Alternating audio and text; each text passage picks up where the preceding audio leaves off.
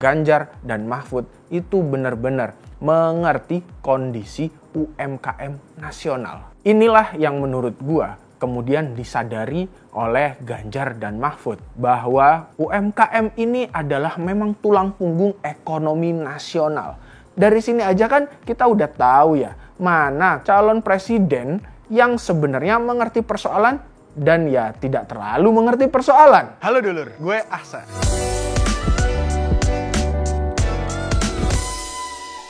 Halo dulur, gue Ahsan. Selamat datang lagi di Think Tank.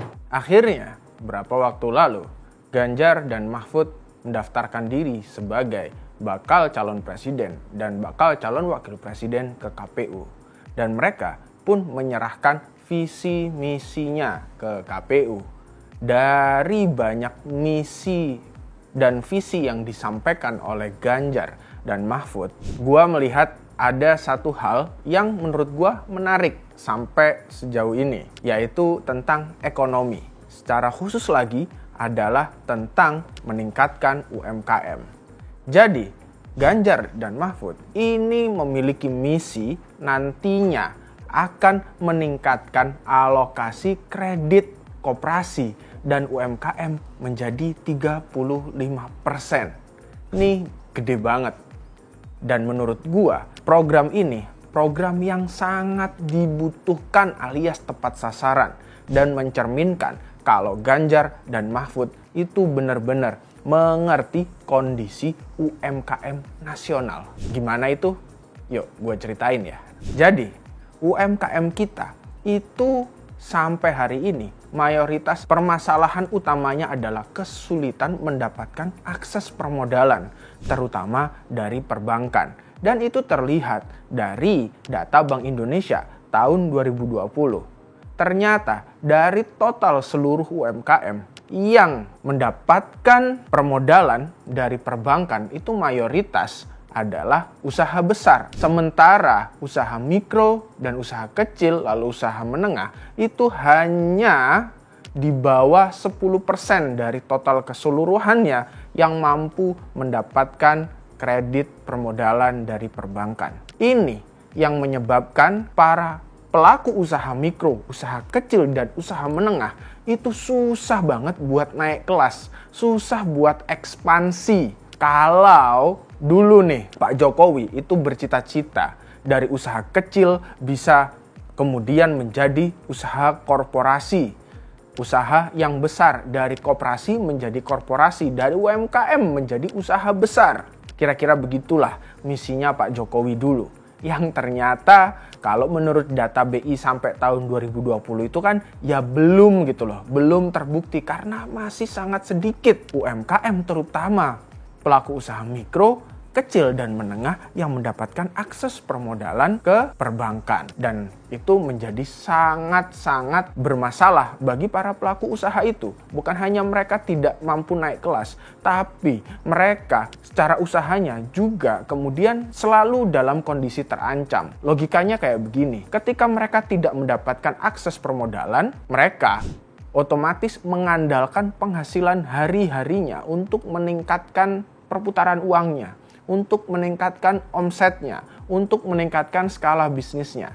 Sedangkan di level usaha mikro, ketika hanya mengandalkan pendapatan hari-hari, yang dipikirkan kemudian adalah juga untuk makan.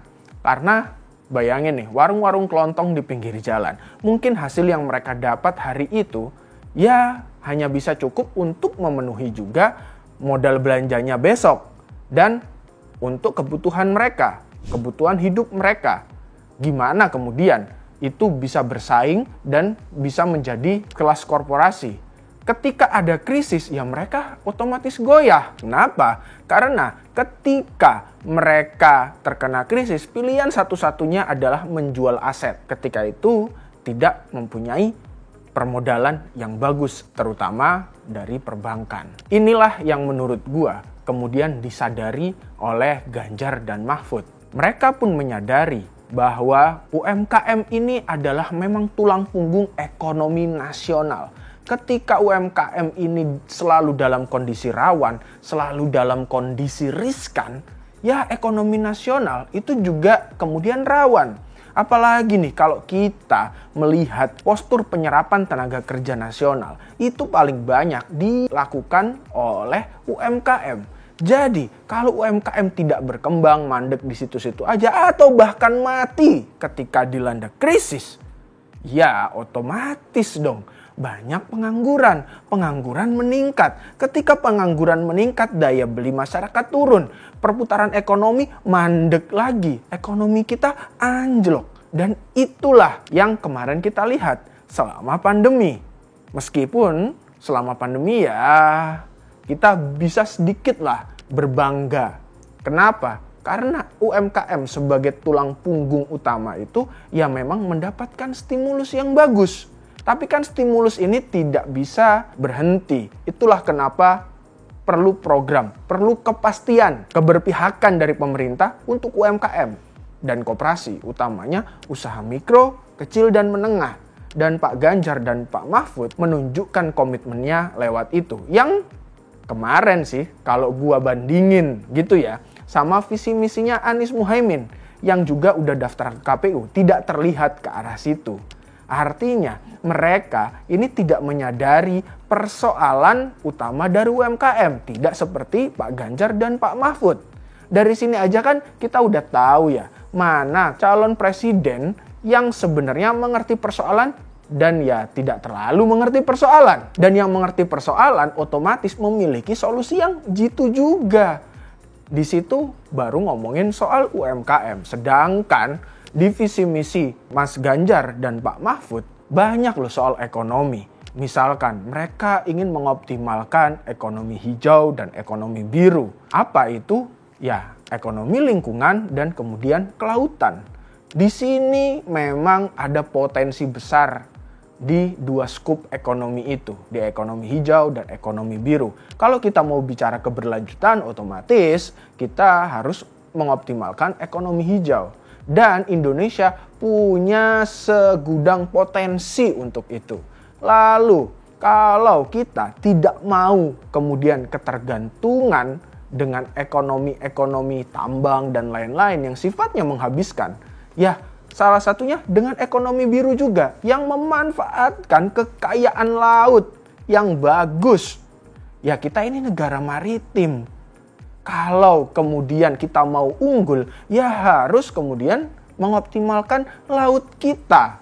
Dan itulah yang ada dalam bayangan Pak Ganjar dan Pak Mahfud. So, balik lagi ke soal UMKM tadi. Gue sih ngebayangin ya, hari ini kita masih dalam tahap recovery atau pemulihan pasca pandemi. Dan kita kalau mau melihat ke belakang, di setiap pasca krisis yang menjadi ujung tombak pemulihan itu selalu UMKM. Pasca krisis moneter kita bisa tetap tangguh, kita bisa kemudian pulih itu dari UMKM. Lalu pada krisis 2008 sama UMKM juga yang menjadi penyelamatnya. Tapi kemudian UMKM masih dipandang sebelah mata saja. Disinilah Mas Ganjar dan Pak Mahfud tidak mau memandang sebelah mata. Dan seperti yang gue bilang, gue bayangin nih ke depannya ekonomi kita itu ya beneran akan meningkat. Beneran akan pulih. APBN kita akan lebih luas. Ketenaga kerjaan kita akan lebih aman. Lebih banyak tenaga kerja yang terserap ketika UMKM itu stabil. Bagi perbankan sendiri itu juga menguntungkan. Artinya industri keuangan kita juga akan untung ketika mereka mampu kemudian memberikan kredit bagi UMKM. Ada perputaran di situ. Nah, disinilah sekali lagi gue bilang, ibarat seorang dokter, Mas Ganjar dan Pak Mahfud, ini dokter yang jempolan. Dia tahu apa masalahnya, dia tahu apa penyakitnya, dan kemudian memberikan obat yang pas. Ekonomi kita mau tangguh.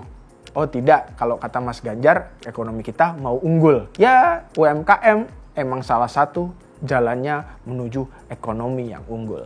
Dan gue sih kalau dari ngeliat rancangannya, yang kayak gitu, yang sekali lagi nih gak gue temukan di visi misinya Anies dan Muhaimin, ya gue sih optimis ya kalau nanti Mas Ganjar dan Pak Mahfud kepilih, ya ekonomi kita beneran unggul. Sesuai dengan target mereka. Akan menjadi 7%. So, kita lihat aja nanti. Bye. Thank you.